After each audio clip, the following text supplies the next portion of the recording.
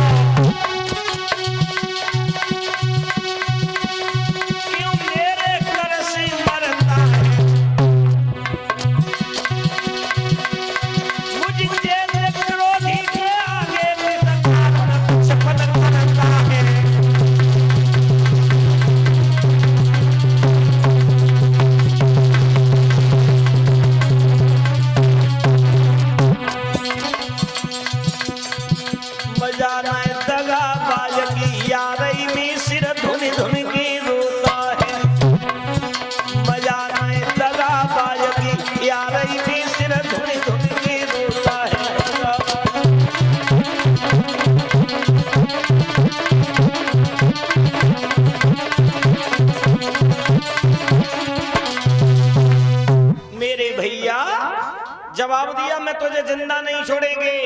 परशुराम फरसा लेकर के आगे बढ़े। एक बार के लिए ऐसा लगा मानो लक्ष्मण के शीश को काट दिया। राम दीवार बन करके बीच में खड़े हो गए और राम बोले, क्षमा चाहते हैं प्रभु, महाराज हम बच्चे हैं और बच्चे ही बचपन करते हैं, पर तुम्हें नहीं शोभा देता इन बच्चन के मुंह लगते हैं। सुना ना तुमने? और तुम तो वैसे भी बड़े हो। क्यों बड़े हो बताऊं? क्योंकि मैं राम आप है परशुराम, मैं राम आप है परशुराम। अब कहिए किसका नाम बड़ा, ओ वही तो बड़ा होता है जिसका नाम बड़ा। मेरे नाम में 2 अक्षर राम और तुम्हारे में 5 अक्षर, तुम तो परशुराम, तुम तो वैसे भी बड़े हो। परशुराम बोले, हे राम तुम्हारी बातें सुने और नरमाई मुझ में आती है, पर देख तुम्हारे भैया को गरमाई फिर आए जाती है। राम तुम्हारी बातें सुन करके तो मैं शीतल हो जाता हूँ, पर तुम्हारे भैया को देख करके तो मुझे ऐसा लगता है कि कोई रोक ही नहीं पाएगा। लक्ष्मण विचार बनाने लगे कि परशुराम कुछ शांत हो गए, कोई इंजेक्शन का प्रयोग ऐसा करो सो जे नेक देर उछाल कूल नेक और करे, सोई बस काम बढ़ जाएगा।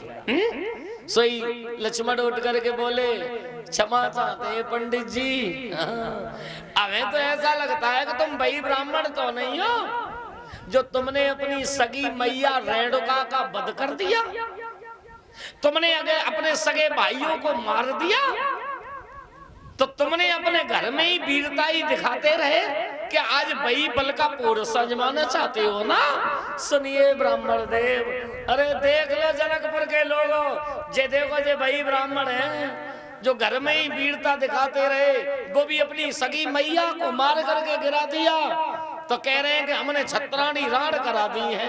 देख लो ऐसे बहादुरों को। अब तो परशुराम रुकना मुश्किल डाल रहे हैं, रोक डाले हैं। कह रहे हैं विश्वामित्र, तुम भी नहीं इस बच्चे को रोकना चाहते, क्योंकि तुम चाहते हो कि ये बच्चा मारा जाए। मैं इन बच्चों पे, नादान बच्चों पे हाथ उठाने की कोशिश नहीं करता हूँ, इसलिए नाजा जी का फायदा उठाना चाहता है, ये बहुत बड़ा फायदा उठा रहा है। लक्ष्मण बोले, सुनो ना, सुनो पंडित जी,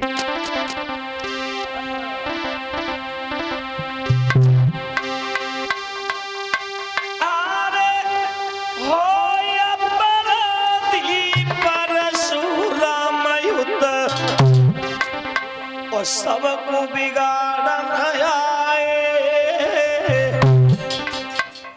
और दही बिलो की लो भैया ने तुम घी कुली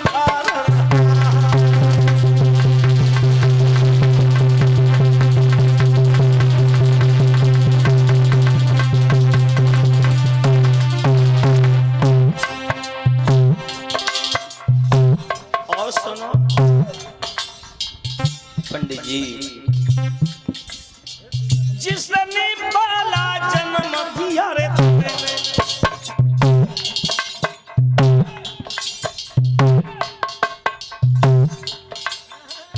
ब्राह्मण देव अरे जिसने पाला जन्म दिया रे ने का दया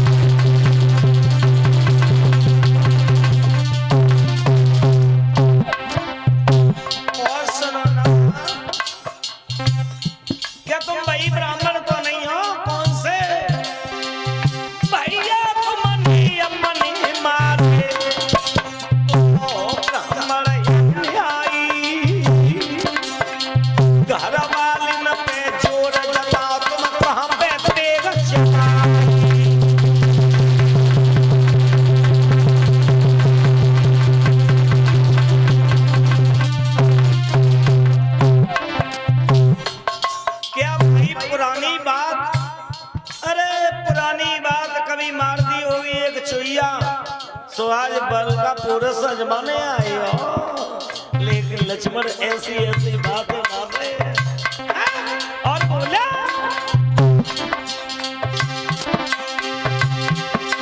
तुम कहाँ बिगाड़ोगे रे पीरन करते फिर बढ़ाई अपनी मोती करत बढ़ाई तुम्हें देख शर्म नहीं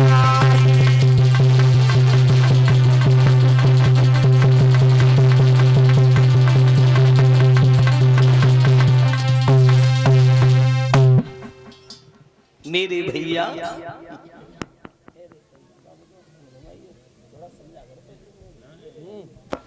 समझने के बाद धीरे धीरे धीरे धीरे जब सियार की मौत आती है तो गांव की ओर भागता है। आज सुखदेव जी बोले राजा परीक्षित यहाँ तक हुआ कि परशुराम लक्ष्मण का संभाषण तो बहुत लंबा है, कहूंगा तो अभी 2 घंटे में भी समेट नहीं पाऊंगा, लेकिन इसे सूक्ष्म रूप से ही समेट लेना ही हमारा धर्म है। आइए, कहने का मतलब मेरा इधर ये है। राम ने हाथ जोड़े, परशुराम ने कहा कि ये धनुष अगर तुमने तोड़ा है तो लो ये मेरा धनुष बाण पकड़ो, इसकी प्रत्यंचा पे बाण चढ़ा के दिखाओ। राम रमापति कर धन ले और खेचो चाप मिटे संदेह। भगवान श्री राम ने धनुष लिया, प्रत्यंचा पे बाण को चढ़ा के दिखाया, तब फिर चौपाई लिख दी। बोले लेत चढ़ावत खेचत गाड़े और काहुन लखा देख सब ठाड़े। ये बताया गया कि राम ने धनुष उठाया, किसी ने देख नहीं पाया। सही बताइए, धनुष लिया होगा किसी ने देखा नहीं होगा, लेकिन चौपाई के लिए क्या लिया राम ने जो देख नहीं पाया जनकपुर के लोगों ने।